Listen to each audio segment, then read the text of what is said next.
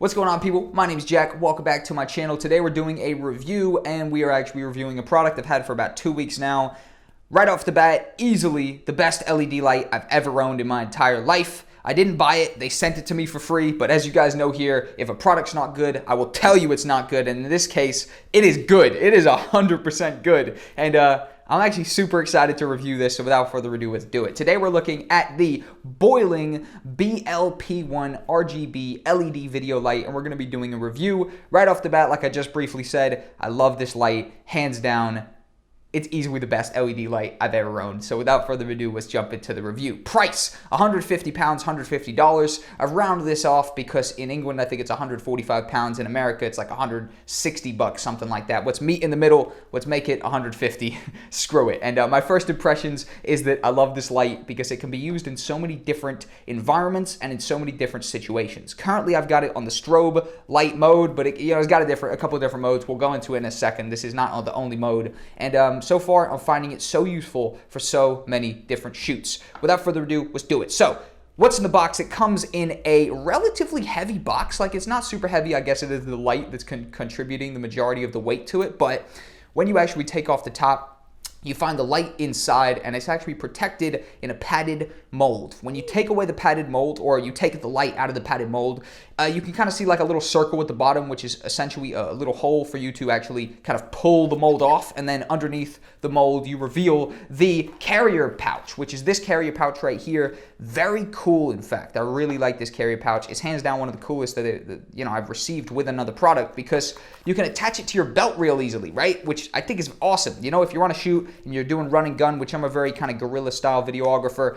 that could be cool for me, having it just strapped to my belt right there. And honestly, I think it's very cool. Very nice design. They even throw in some stickers under there as well. They throw in some stickers, and they throw in obviously the camera screw to actually attach it to your camera if you weren't using a little mini tripod right here like I am to demonstrate it. But in some shoots I'd be using this, but most I'd be probably putting it on a camera, or the majority, right? And also it's got the charger inside the actual carrier pouch, and also, it's got a what's called manual hidden under there somewhere, which obviously, nobody cares about.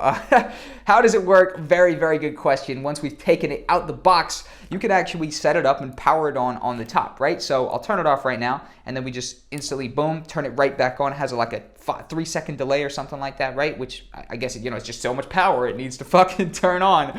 But standard mode is what, is obviously gonna kind of be mode number 1, right? Now, with standard mode, you can actually change it to be kind of like really bright light, or you can kind of make it really kind of warm, golden hour-y kind of light, which is basically that golden hour effect, right?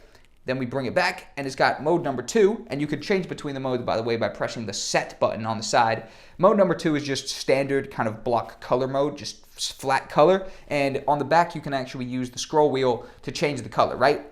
So we can now, change the color. It's not changing itself. We've just changed it to pink. What do we want next? Maybe we change it up next. Now we want it to, we want it to green or something like that, right? Let's have a look. I think it says 120 screen. Boom. Let's bring that back down. You change it to green. It's got a little whole guide on the back and everything like that for the different colors. And overall, that's color change mode. Then you've got strobe mode. Strobe mode has 3 different mini modes inside it. You've got kind of quick strobe or quick color change mode like this, right? Where it just changes color quickly. You've got kind of, oh no, that's quick mode. This is slow mode, never mind. Slow color change mode, quick color change mode, which is just fucking rapid. Holy shit, just boom, boom, boom, next color, next color, next color. Crazy, you go crazy looking at this for too long. And then you just got normal mode, or normal strobe mode, which, wait for it. There we go. It kind of flickers and shit like that. It's just kind of, it's just a little bit weird, basically. Tell me what the purpose is for this particular mode. What would you use that for? You tell me. I guess it's just to add kind of a variety of different light. It kind of increases, decreases, flickers. It's kind of cool, but, for the purposes of just this video, I'm just going to change it to color change mode, because it just looks kind of cool. All right, what's going on, guys? I had to do a quick cut in because I'm playing with this to make a thumbnail after I've reviewed it, and I found some more features, all right?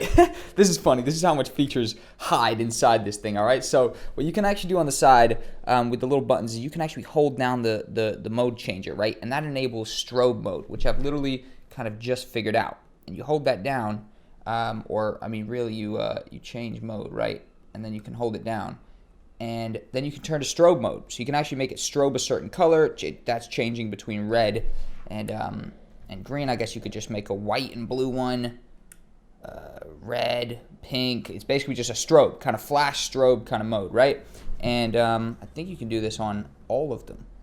Yeah, there we go. So that's another mode. Sort of just does random little lights. There you go.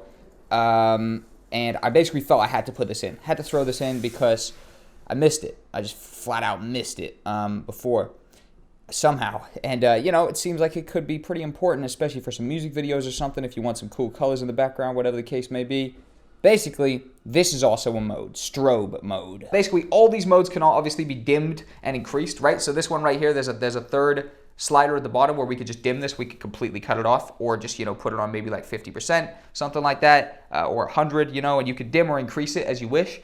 And the awesome part of this is the fact that, you know, on a normal LED light, you might have one place for like the camera screw, right? One place for the camera screw, one place to go into a tripod. On this, it's got this little metal kind of hinge thing where you can attach it to a tripod or you know, a camera screw from any direction, and then on top of that you can then change direction of it at any time. It is amazing. So it can go 360 degrees. It can attach to the actual tripod mount or the camera screw from any direction as well, because it has you know, those little screws on every single direction. And overall, direction wise, this can go everywhere. That is an even bigger improvement to it. And overall, from pretty much all angles, this right here is an absolute beast.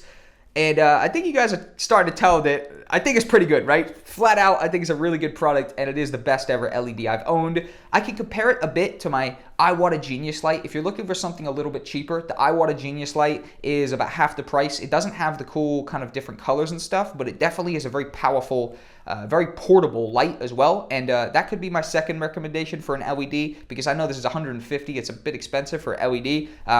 You know, it's phenomenal quality, don't get me wrong, but I understand, you know, I have people who can afford different price points here on my channel, and at the end of the day, it's definitely in a little bit to pricier zone. But my final thoughts are, I 100% endorse this product right here. If you guys have watched a single other product review on my channel, you know that if a product is not good, I will tell you the product is not good. If a product is good, I will vouch for it thoroughly, and this particular product is good, and I'm vouching for it thoroughly. The link is in the description for this product and the Iwata Genius Light. If you enjoyed the review and like the look of this product and are thinking of purchasing it anyways, if you buy it through my link in the description, I'll get credit for that sale. So I'll get like 3 to 10% commission. If you want to support the channel at no extra cost to you, that's a great way to do it. It really is. So thank you for watching the video. I've been Jack.